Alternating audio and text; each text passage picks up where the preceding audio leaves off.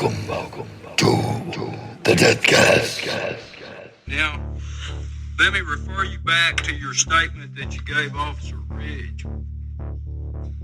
Did you tell him in that statement that you had been a member of a white witch group for 5 years? No. Okay. I've never been a member of any group. And so, if he put that in his report, you're saying that's inaccurate? Yes, I am. He made that up? Yes, I am. On question number 9, how do you think the person feels that did this? The answer was probably makes them feel good, gives them power. Now, I guess Officer Ridge said that too. No, I use common sense on that. If someone was doing it, then they must have wanted to. And if they were doing something they wanted to, it must have made them happy. I don't think they were doing it because someone forced them to, or because they didn't want to. So in your mind, the person that killed these 3 kids, it's common sense that killing 3 8-year-olds would make you feel good. Whoever did it, it must have. Did you also tell him that each person had a demonic side to them? I believe every person has a good side and a bad side, yes. Or were those your words when you referred, when he's got written down here, he stated that there was no control of the demonic portion of people? He asked me, did I think there were some people that could not control that side? I said, yes, I guess there is. It also states that Damien stated that the younger the victim would be more innocent, and in turn more power would be given the person doing the killing. Right. Did you say that? Yes. Hey, those are your words. Mm-hmm. Did you pick that up when you were studying to be a Catholic? No. I saw that on several movies, books. Question number 11, when he asked you, how do you think they died? Its answer is mutilation, cut up all 3, heard they were in the water drowning, cut up one more than the others. Is that, again, what Officer Ridge said and you just agreed? No, I had saw that on TV, newspapers, people talking. And you knew it about the drowning, correct? I knew they were in the water. I didn't know that they drowned. You knew that one was cut up more than the others? He asked me, was it possible? He said, do you think one was hurt worse than the others? I said, yeah, I guess. So again, that particular area is one of those things where Officer Ridge told you, and that wasn't your response. You just responded about the drowning and mutilation. If he didn't get the answer he liked, he would go back and try to get me to say something else. And it's your testimony specifically that you weren't the one who said one was cut up more than the other. No, that it was Officer Ridge who said that. I agreed with him when he said that. Okay. If he says something different, he'd be lying about it, right? You're the one telling the truth. I wouldn't put it past him. I knew from when I was real small that people were going to know who I was. I always had that feeling. I just never knew how they were going to learn. I kind of enjoy it because now, even after I die, people are going to remember me forever. They're going to talk about me for years. People in West Memphis will tell their kids stories. It'll be like, sort of like I'm the West Memphis boogeyman. Little kids will be looking under their bed before they go to bed. Damien. Hello again, and welcome to the Deathcast. I am your host, best-selling independent author Ian Totten. I'd like to thank you for joining me once again as we look into the case of the West Memphis 3. This is the last week we're going to be looking at this case. Now, before we get into it, if you'd like to follow me on social media, you can find me on Instagram at Ian Totten Author. You can find me on Facebook at Ian Totten Author. I am also on Twitter at Author Totten. And every other form of social media you can think of, I can be found under Author Totten. If you would like to help support the show, you can find me on Patreon at Ian Totten Author. I'm also on Venmo and PayPal if you'd like to make a one-time donation to the show and help with the production. Now that the plugs are out of the way, and before I dive into this, this is being recorded on Saturday, January 9th, 2021. And as I'm sure all of the listeners I have worldwide know, we had some pretty heavy stuff happen here in the United States. And I am not political in any way, shape, or form. So I don't want people to take this as me going on a political rant. But I do have one thing to say given what's gone on in this country. I'm a 4-year veteran of the United States Navy. I am also a combat veteran, and the stuff that I saw this past week in this country from both sides of the political spectrum is absolutely disgusting. From the charging of the Capitol building to the way that Democrats have reacted towards people with a different ideological view than themselves. And I just wanted to take a moment to say, you're all Americans. Get over yourselves. Look at each other and realize that we got into the situation we're in because you two groups are at each other's throats and fighting. And nothing can be accomplished in this country unless we stop acting like petulant children and realize that we're all in this together and that we need to compromise and come together as a nation and as people, and we need to treat one another as people, not as an enemy. All I've seen for the last few days is conservatives going berserk online and liberals acting like conservatives are the scum of the earth. It's abso-fucking-lutely disgusting. Every one of you should be ashamed of yourself. People died on the 6th. People have been dying all year in the protests and the riots that erupted at some of the protests. And we're all acting like it's the other side's fault that this happened. No. This has happened because both sides have forgotten what it means to be an American and to be a human being. Doesn't matter if you're black, white, brown, yellow, whether you like Donald Trump or hate him, whether you like Joe Biden or you hate him. We are human beings, first and foremost, before any party allegiance bullshit.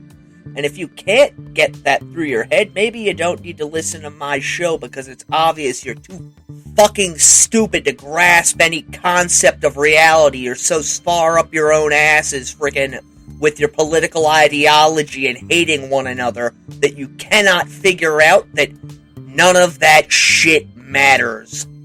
What matters is being a decent human being to one another. I don't care if the person standing next to you is wearing a Trump hat. Somebody hits them in the side of the head with a frickin' brick. Pick them up, make sure they're okay. You see somebody with a Biden bumper sticker on their car that gets slammed by a fucking semi-truck, pull over and make sure they're all right. That's called being a human being, instead of a mindless, brain-dead fucking moron. Which is all I have seen online for the last 3 or 4 days, and it's absolutely disgusting. As I said, I served the United States Navy for little over 4 years, and what I have seen from my fellow countrymen over the last week makes me be ashamed to be associated with any of you. And I tell you right now, if I had to go back and do it over again, given what I've seen the American people do to each other, I wouldn't do it because you're not worth it. You're not worth being protected because you treat one another like garbage. The whole fucking situation is disgusting, and every single one of you people that fucking are a Democrat or a Republican should be ashamed of yourselves and should look at each other and apologize for being assholes. That being said, if any of you are still listening, grab yourself something to drink, sit down in a chair or on a couch, kick your feet up, shut the outside world out, close your eyes, and relax. I've got my coffee, I got my cigarettes, I'm ready to talk some true crime and help us all take our minds off of this stuff. So let's go into the crypt. So as you heard in the trailer, there were a couple of clips from the trial of Damien Echols. That was actually from when Damien was on the stand. And reason I did that was A, to change out the trailer for this week, but also to give you a bit of how he was back in 94. There's other clips that are available online. In fact, there's one YouTuber by the name of Alex J. Hidell, that's Hidell, who has a number of the audio recordings from the trial up on his page. And if you're really into this case, it's a good place to swing by and listen. You know, give him a like and let him know what you think of what he posted. Because the things that were in the Paradise Lost films painted a very different picture from what actually took place in the courtroom. See, the Paradise Lost movie painted a picture of Jason and Jessie and Damien as being these sweet, kind, misunderstood individuals, but the reality is they were anything but. And when Damien did get on the stand, he was fairly combative with the prosecutors, and at one point he admitted that he changed his alibi to suit a given situation. And when questioned about this later by his lawyer, he said that he had been daydreaming, when personally I think it was that he slipped up and actually told the truth. And I say that because I believe at this point Jesse had already been convicted, which we're going to get into, but he had realized the severity of the situation that he and Jason were actually in. It wasn't a kid's game anymore, which unfortunately, you know, during the court proceedings, there's a lot of pictures of Damien assing off and, you know, using a mirror to make sure his hair looks perfect for the cameras, and flipping people off, and goofing off, and laughing, which belies the fact of how serious the situation was, and shows you that he didn't think that they could convict him for what he had done. It was a very arrogant portrayal he had in the courtroom. Again, I'm using the Callahan site and the excellent books by Gary Meese, Where the Monsters Go, and I believe the second book is called Blood on Black, which pretty much cover every aspect of this case. I know myself and a number of other people consider Gary to be an expert on this case, and it's a little humbling he's actually started following the show, which to have an expert on something that you are going over, you know, take an interest in what you're doing, is mind-blowing. Just as it's mind-blowing to me the amount of listeners that I have been gaining since this show has started. Anyways, last week I left off, we were talking about the three killers' alibis, and how they really did not have any alibis that stood up under scrutiny. So we're going to do a pretty quick timeline. On June 3rd, 1993, Damien, Jason, and Jesse were all arrested, and each of them were charged with 3 counts of murder. The next day, Detective Gitchell held a press conference to announce the arrests, and he told the reporters there that on a scale of 1 to 10, as far as how positive he was they had gotten the right men, he felt it was an 11. On the 7th, the state appointed lawyers for each of the defendants. On August 4th, Echols, Baldwin, and Misskelley attended a pretrial hearing before Judge David Burnett in Marion, Arkansas. Marion's right next to the West Memphis. and he ruled that Misskelley should be tried separately from the other two, as well as that Misskelley's confession could be used in Echols and Baldwin's trial. The other important note from that day is that it was ruled that the defendants would each be tried as an adult rather than juveniles. And a character came into the trials at this point, a private investigator named Ron Lax.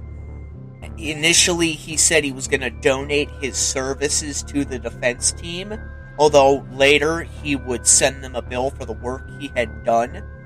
And this is speculation, although there is some evidence to support this. But basically what Ron did was he went around and intimidated, supposedly, lest any lawyers for his family or anyone else be listening, he supposedly went around and intimidated potential witnesses against the West Memphis 3, which is why a number of individuals were not brought in as witnesses for the prosecution. Now, a lot of these people that were not brought in were underage, and it's been suggested that they had been intimidated, but the people who didn't come in because they refused to testify.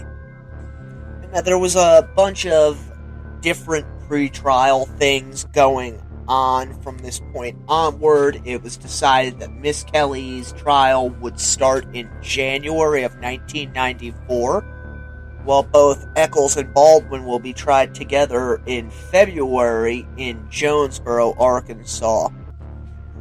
November 17th of 1993, divers discovered a knife in the lake behind the Baldwin household. It was about 50 feet from shore. This is the knife that I discussed last week, the so-called lake knife. It was about 9 inches long with a serrated edge, and try and help you visualize where this thing was found. Lakeshore Trailer Park. That's the lake that's in Lakeshore Trailer Park. It's really more of a scum-covered pond filled with trash and other debris. And it is possible that this was the knife that was used in the killings. Everything was pretty quiet for the next few months while the state and defense is prepared to go to trial. In January of 94, jury selection began for Misskelley's trial. It was a fairly quick trial. Jessie was convicted on 1 count of first-degree murder and 2 counts of second-degree murder, for which she was sentenced to 40 years. Now, Jessie was going to be sent to the Corrections Institute at Pine Bluff, Arkansas, and during his transportation there, he began talking with the officers who were transporting him, and they advised him of his rights, but Jessie kept talking, and this is the second time that he confessed without coercion, and both of these officers then turned around and let their superior, Inspector Gitchell, know about this conversation and that Jessie had confessed again. This was quickly followed a few days later by what has become known as the Bible Confession.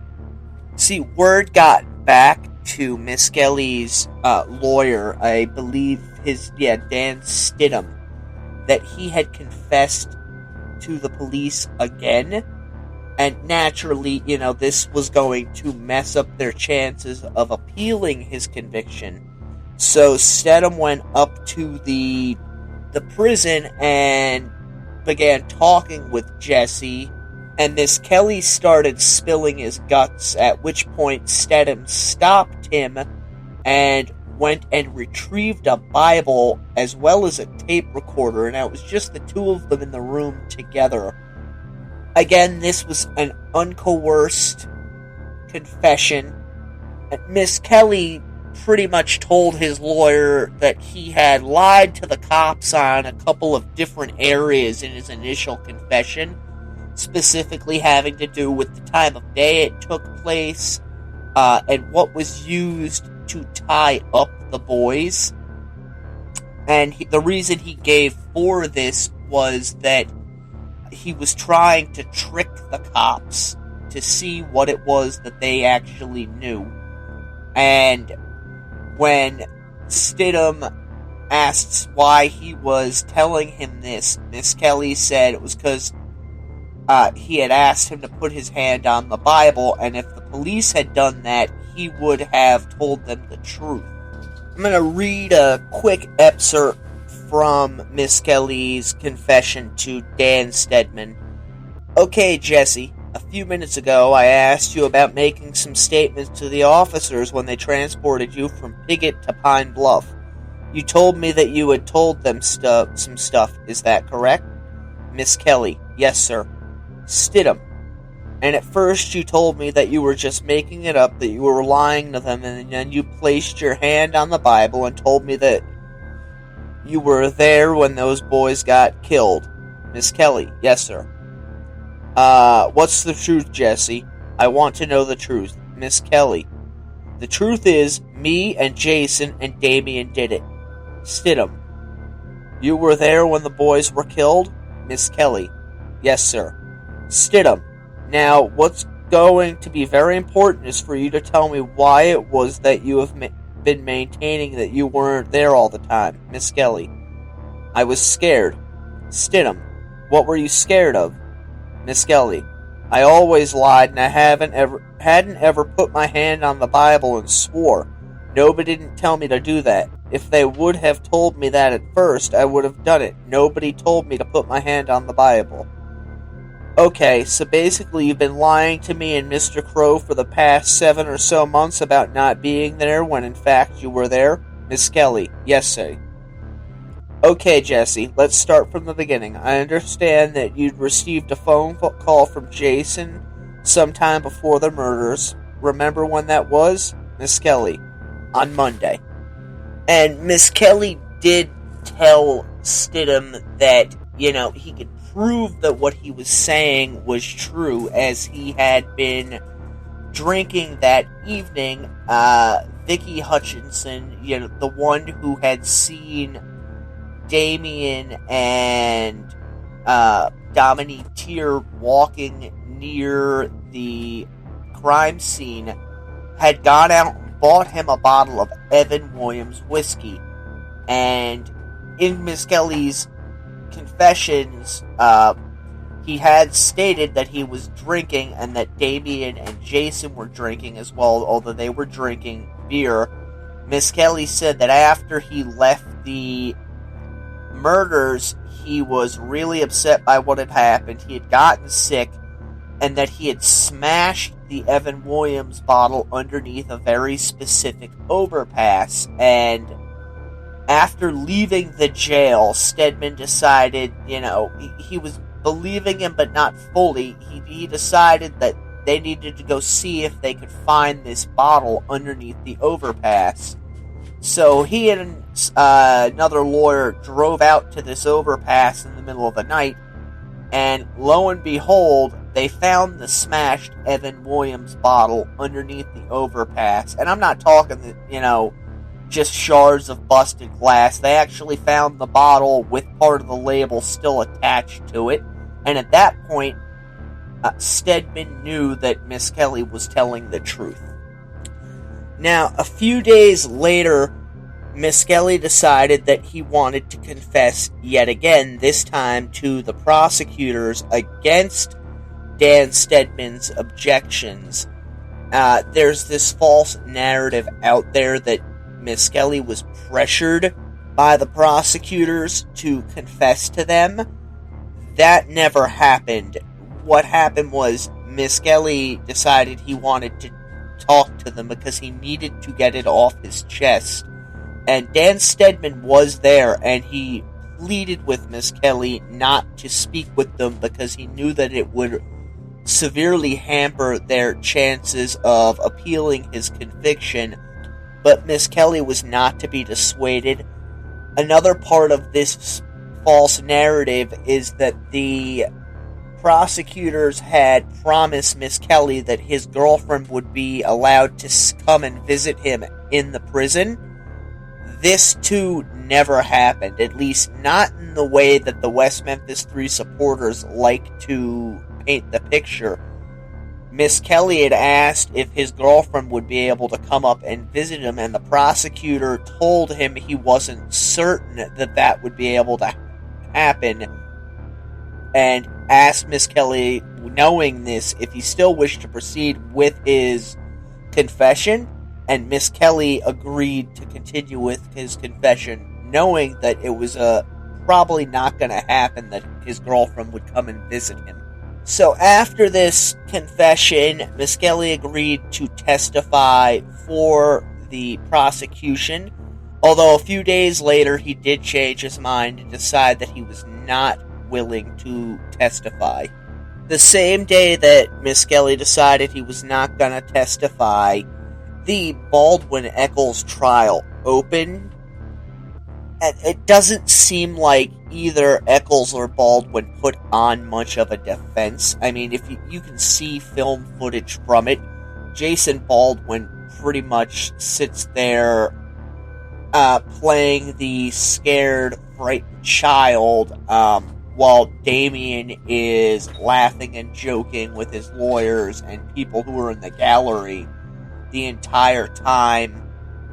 The Baldwin defense was basically playing damage control and trying to keep as much of Damien's dirt off of their client, and there was a lot of dirt. The prosecutors called a ton of witnesses who all offered pretty damning testimony in regards to Damien Echols. And it was during their trial that this whole myth about animal predation on the bodies, which would account for the wounds, came up.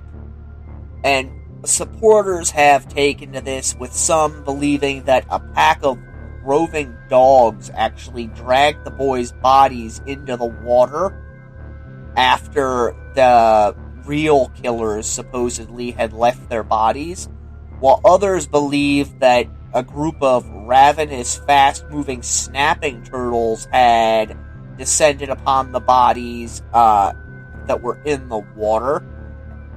It's true there are snapping turtles in the 10 Mile Bayou. However, the area where the bodies were was more of a runoff. It wasn't actually part of the bayou itself. And in fact, when the police drained that area of Robin Hood Hills after the murders, they found no signs that snapping turtles had been in the area at all. Now, mind you, snapping turtles are like other turtles. They're not extremely fast animals. It's even been stated by a number of officers who worked the case that if they had been in the water when the bodies were found, more likely than not, they would have encountered turtles at that point. But none were seen. So again, this idea that animals had inflicted the wounds on the boys is absolute fantasy. Now, moving on March 18th of 1994, Echols and Baldwin were both found guilty of capital murder, 3 counts each, and on the 21st they were sentenced. Baldwin was sentenced to life in prison, while Echols, who was seen as the main catalyst of the murders, was sentenced to death. Now, Baldwin went to join Misskelley at Pine Bluff Prison, while Echols was sent to death row at Varner.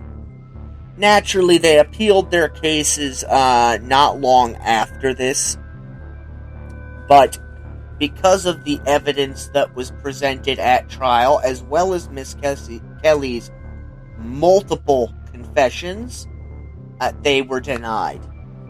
Now, the three of them were pretty much forgotten about and left to rot in prison until 1996, when Paradise Lost: The Child Murders of Robin Hood Hills came out on HBO. It was a documentary, and I've discussed that briefly before in the previous episodes. When I originally saw the film, I walked away from it thinking, man, these three kids were railroaded. You know, they're not guilty. And that is because the filmmakers had presented a very slanted view of the case and the facts involved in it. Berlinger and Sinofsky are known for doing this. They admit to doing this. In fact, one of them stated that after meeting Echols for only a moment or two, he knew that the boy was innocent, and as a consequence, they decided to do whatever they could in the film to show them in the most positive light possible. And this is what led to what became known as the Free the West Memphis 3 movement. And it's a movement that's built entirely on lies. A few years ago, I came across the Callahan site, and that's when I started reading all the case files and the stuff that was not included in the documentaries. And it was really an eye-opening experience. I know a lot of other people have had this experience as well, because the picture that is painted for you is much, much different than the one that the films present. At any rate, after the first Paradise Lost movie came out, various social justice warriors in Hollywood became attached to it, and they worked tirelessly in an attempt to get Echols, Baldwin, and Misskelley released. And eventually a second Paradise Lost film came out, and I remember watching it with my wife, and it just seemed that something was off from this film. It didn't have the same vibe to the first one. For one thing, it focused much more on John Mark Byers, who was the stepfather of one of the children, and it painted him in a light that he was, in fact, responsible for the murders. There was a scene where he was drunk out of his mind in Robin Hood Hills, lighting a fire and screaming and crying about the boys.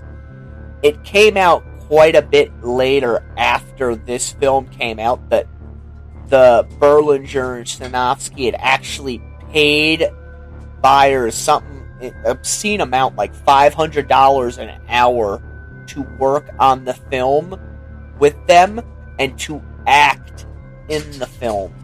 And, he didn't know what they were doing when they were making the film, but afterwards he realized pretty quickly, oh shit, these guys are trying to pin these murders on me so they can get their buddies out. So for a couple years there, he was kind of fighting for his survival, because now the West Memphis 3 supporters were onto him. And eventually, the supporters were able to convince him somehow to come and join him, which is apparent in the third West Memphis 3 movie, the third Paradise Lost, which my wife and I watched and found absolutely disinteresting, because at this point I had read Echols' book from prison, where he was talking about how he was meditating and all of this stuff, and even something in that book seemed off. It seemed like I was being fed, a crock of shit. He was talking about how he was dying in prison, even though they could find nothing medically wrong with him.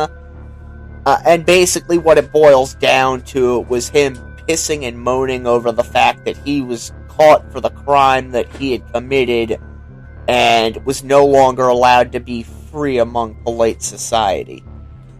The other thing of note from that film, before we get to how they ended up getting out of prison, is the fact that they switched their focus from Mark Byers and instead turned to Terry Hobbs, and he has become the favored suspect of their West Memphis 3 supporters, despite having no evidence other than the fact that the man has a temper and that at one point he got into an argument with Pam Hobbs's brother and somehow ended up shooting the man.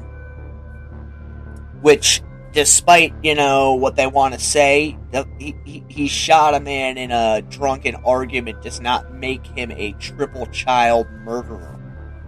So throughout the years, they've tried bringing up various suspects and that there's other DNA evidence that, proves it wasn't them. One bit of evidence they found stated that, it didn't belong to any of the murderers. One hair did belong to Terry Hobbs. In fact, it was found in the knots on his son. However, they lived together. It's very possible he may have had a hair from his father on him. In fact, it's more than probable. It'd be odd if he didn't. And that hair, which would, had been transferred to him, ended up somewhere at the crime scene. One small thing of note is that in 2003, Vicky Hutchinson decided that, all the stuff I told the police was a lie. I said it because they they told me they were going to take my son if I did not say it.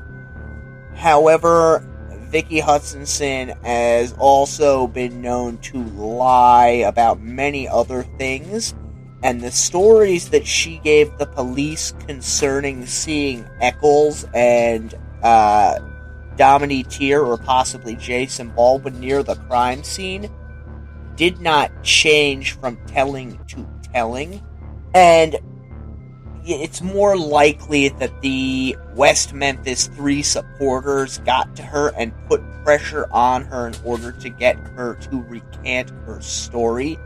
I'm not certain on this, so it's speculation, but I believe, or it's my opinion, that there may have been some drugs involved in her life, either at the time of the killings or after. I'm not certain on that. Again, it's just speculation on my part.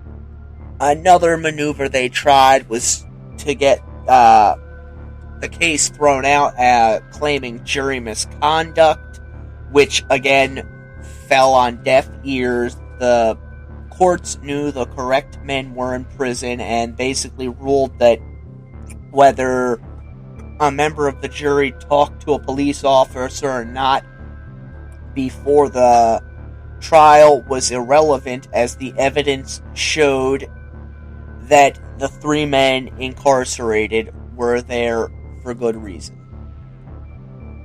During this, Echols married while he was on death row to a lady, Lori something or other. She's apparently an architect from New York City. She moved down to the area and was smitten by the lines that Echols fed her. And the two of them have a pretty different type of relationship. I've read a couple of letters that they had sent back and forth between each other that were found in a storage unit they left when they took off from Arkansas. And it's not a normal kind of relationship at all. Personal opinion again, she's just, what they call a star fucker. In November of 2010, the Arkansas Supreme Court ordered a judge to rule on whether new DNA evidence would exonerate the three men or not. However, remember, Damien Echols was on death row at this point, and the state of Arkansas had spent a ton of money dealing with these people.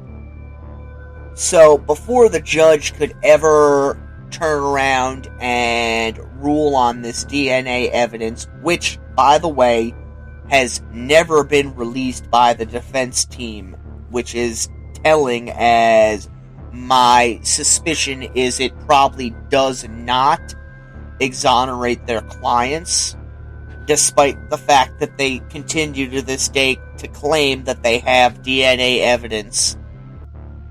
A deal was struck between the prosecution and the defense team for an Alfred plea.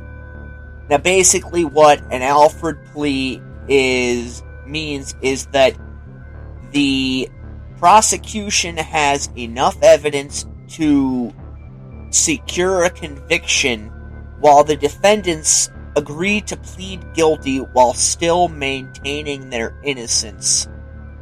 And this was apparently a pretty hard-fought battle for the defense lawyers to get all of the participants to agree to, as Jason Baldwin refused for quite a bit of time to even entertain the idea of pleading guilty. And he says now that the reason he did it was in order to get Damien off of death row.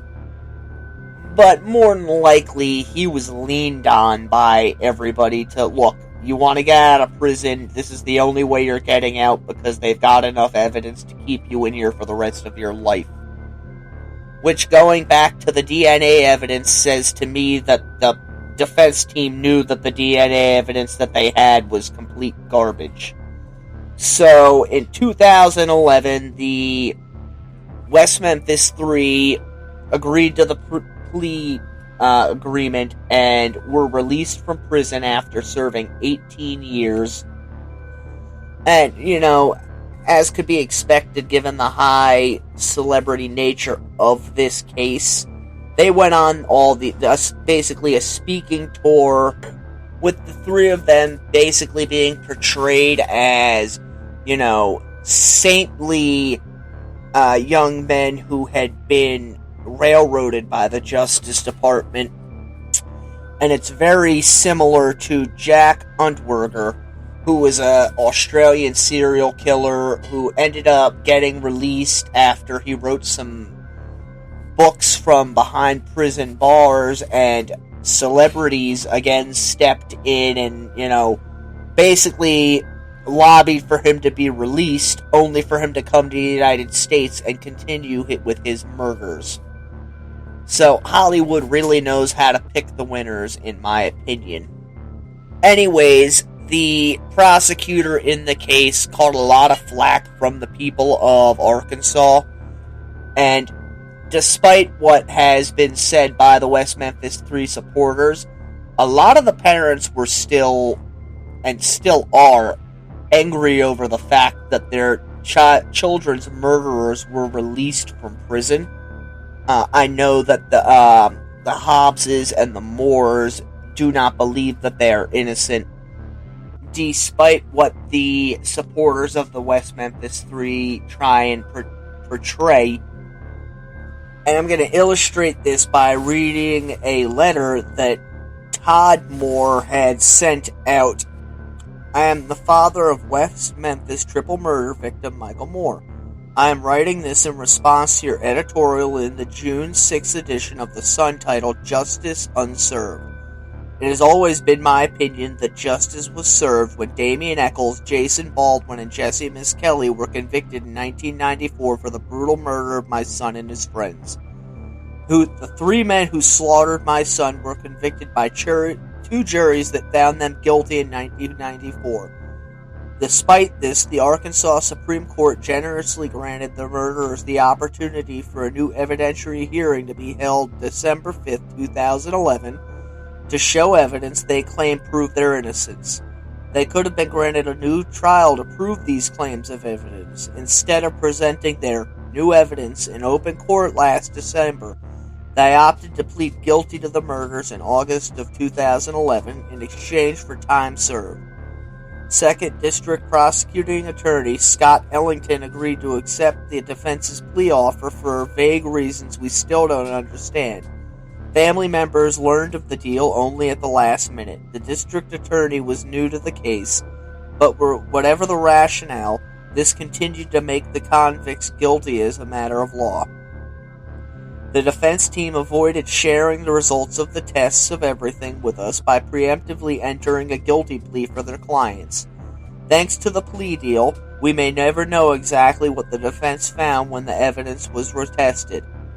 Absence of DNA evidence does not prove the West Memphis Three are innocent. The killers washed most of the evidence away in the water-filled ditch where they drowned my son. There is plenty of other evidence to convict them in 1994 without positive DNA. Most murderers are convicted without DNA evidence. The defense attorneys for the West Memphis Three had nearly 20 years to find the real killer and failed to do so. After nearly 2 decades and untold millions in donated funds spent, the best they could do was find a hair that may or may not have belonged to Terry Hobbs, stepfather of victim Stevie Branch. It was allegedly found on a shoelace used to tie my son. It has never been proven to actually belong to Terry Hobbs. Even if it was Terry Hobbs' hair, that fact would prove nothing. Our sons were best friends, and my child spent considerable time in the Hobbs home and could have picked up the hair on his shoe. This would be secondary transfer and makes the hair of no probative value. The defense has even admitted as much. Terry Hobbs did not murder my son. No credible law enforcement official believes so. Neither do Mark Byers, Mr. Bojangles, nor any of the other defense red herrings. Contrary to your editorial, it is not up to police or the prosecutor to continue to look for the real killer. The real killers were arrested and charged back in 1993, were found guilty in 1994, and then admitted their guilt in 2011 after getting a lucky break. To his credit, Prosecutor Ellington has stated many times that his door is open to any new leads and evidence presented to him by the West Memphis Three defense teams. So far, nothing compelling enough to reopen the case has been presented to him. District Attorney Ellington stated as much the day your editorial appeared. This means despite the defense's grandiose claims prior to the pleas, not one iota of credible evidence has been presented to show their client's innocence, or even to view the convicted as anything less than what they are as a matter of law and as a matter of fact, guilty. The West Memphis Three defense team has been well funded by numerous celebrities who were misinformed by the biased Paradise Lost documentaries. These one-sided films left out nearly all the evidence that demonstrated the guilt of the West Memphis Three. They caused thousands of people to support the release of the convicted child killers with a very limited understanding of the actual facts of the case. Mr. Wessel, it appears that you, like so many others, got most of your misinformation about this case from these inaccurate documentaries. If you would take the time to dig a little deeper and actually read the case files, you would know that there was ample evidence to convict these 3 men for murdering my son. These documents are readily available on websites such as callahan.8k.com. Here are just a few examples of what was omitted from the documentaries. Jessie Misskelley confessed to the crime at least 5 times to police, prosecutors, even his own attorneys, with his hand on a Bible. Misskelley confessed the first time after less than 4 hours of police questioning. That questioning was done with permission from his father. He continued to repeatedly confess in the year that followed. Damien Echols amassed a mental health record 500 pages long in the years immediately prior to the murders. In his own handwriting, he classified himself as a homicidal, suicidal, schizophrenic sociopath just months before he brutally murdered my son. Read Damien Echols' current Twitter account to discover his deep-seated interest in skulls and the occult. There he also recently described artwork depicting a man sawing off his own arm as breathtaking. In addition, Echols is obscenely profiting off the death of my son by selling his narcissistic books, promoting his self-serving movie, and tattooing murder groupies with his mark. For $200, you can have this sociopath tattoo an X on your arm. These Twitter posts and money-making schemes are a slap in the face to me, my family, and my dead son. The movies omit the fact that these three men had no alibis. Damien Echols and Jessie Misskelley's alibis completely fell apart on the stand in the 1994 trial. Jason Baldwin's attorneys didn't even bother to present an alibi. Fibers consistent with a robe in Jason Baldwin's home and a shirt in Damien Echols' home were found on the victims. Blue candle wax found on Chris Byers' shirt was consistent with candle wax found in Damien Echols' bedroom. The crime lab found that 3 different knots were used to hogtie the 3 victims with their own shoelaces. This points towards multiple killers rather than one killer. Witnesses say that Mr. Bojangles, the disoriented man near the crime scene that night, had a cast on one arm. No one person could have subdued and hogtied 3 energetic young boys. Not Terry Hobbs, and certainly not the one-armed Mr. Bojangles. A knife that could have been used in the murders was found in a lake behind Baldwin's home. It was a unique knife with a place to hold a compass on the end that witnesses describe as similar to one owned by Echols. A car full of eyewitnesses placed Echols near the crime scene, covered with dirt, on the night of the murders. Numerous friends, accomplices, and cellmates came forward with tales of confessions from all 3 defendants. Throughout one or even several of those facts, then there would still be enough to prove guilt beyond a reasonable doubt. I sat through those trials. The basic facts need to be put out there. Otherwise, it makes a mockery of my son's short life. So there you hear the opinion of one of the parents. In the years since, Echols has lived first in Salem, Massachusetts, where a number of local newspapers described him as a brooding menace, and now he lives in Harlem, New York, which is a very trendy area with the wannabe artist types. When he was in prison, he tried downplaying his whole, interest in the occult. I was never that into it. That's all gone out the window now. He's released a couple books on magic with a K in the vein of Aleister Crowley, who he openly admits to pretty much worshipping. I know he's put on a number of different ceremonies and things of that nature. So he's done a complete 180 from what he was stating when he was behind bars, that he really wasn't in any of that. Now he gleefully admits that he was always into it, and that it's only through his power and belief in magic that he was able to get out of prison.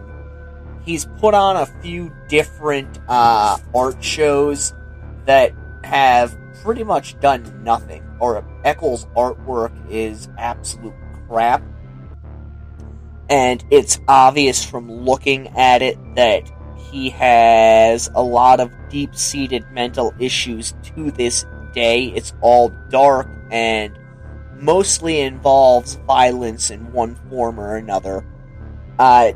Jason Baldwin, I know he was in Texas for a while and then Oregon.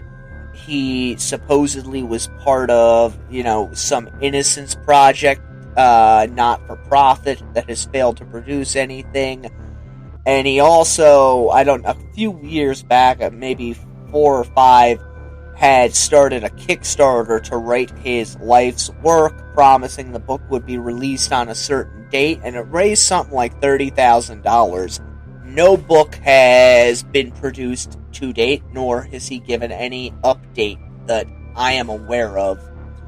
Misskelley has done nothing with his life other than hang out in West Memphis, drink, and get into trouble. I know he's been pulled over for drunk driving a number of times, being drunk in public, All things that technically should violate his parole and send him back to prison for the remainder of his sentence. But for some reason, the state of Arkansas has pretty much decided to just let him slide. And I suspect it's because they don't feel like dealing with his Hollywood-backed lawyers. There's also been a number of books and movies put out on the case. One was called Devil's Knot, which was pretty much universally panned.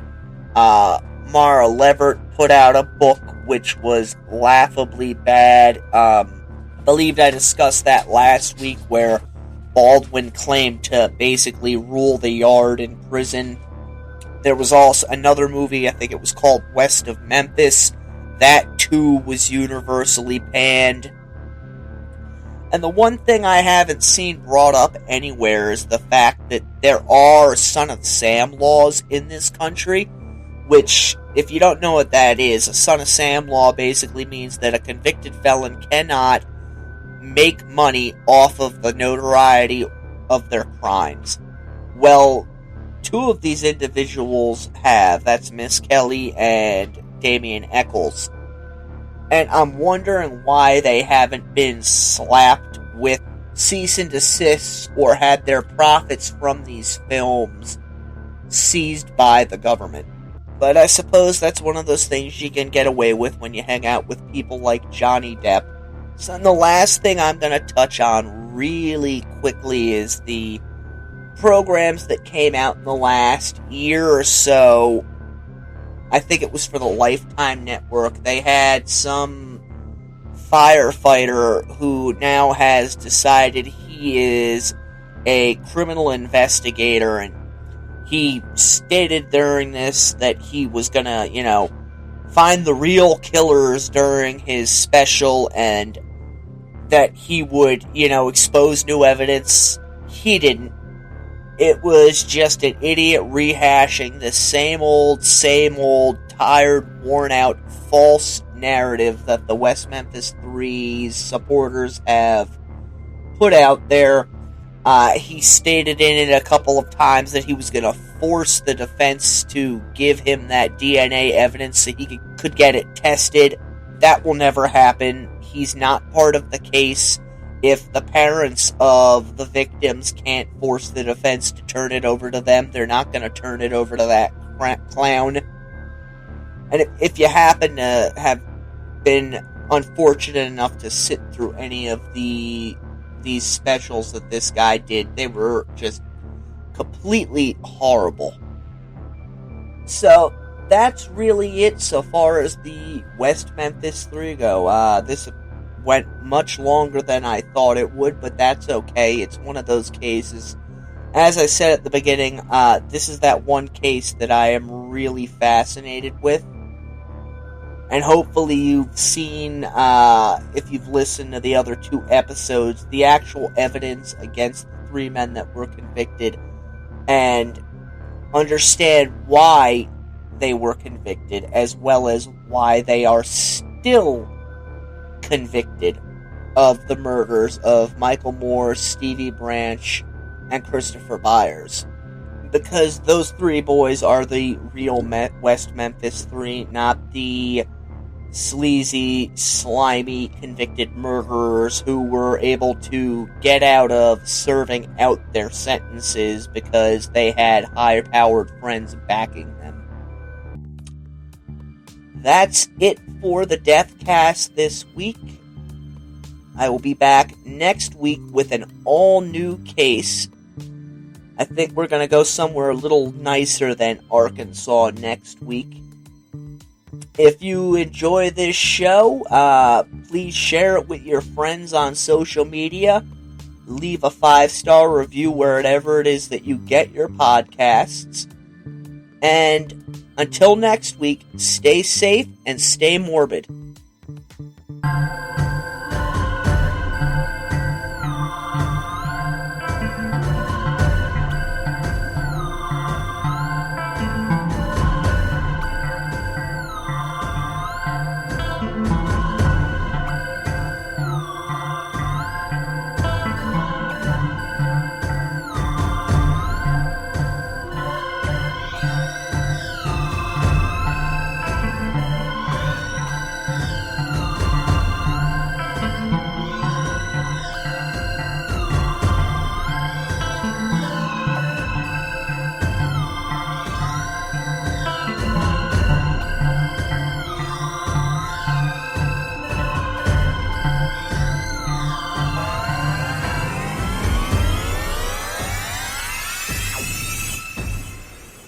welcome to the Deathcast.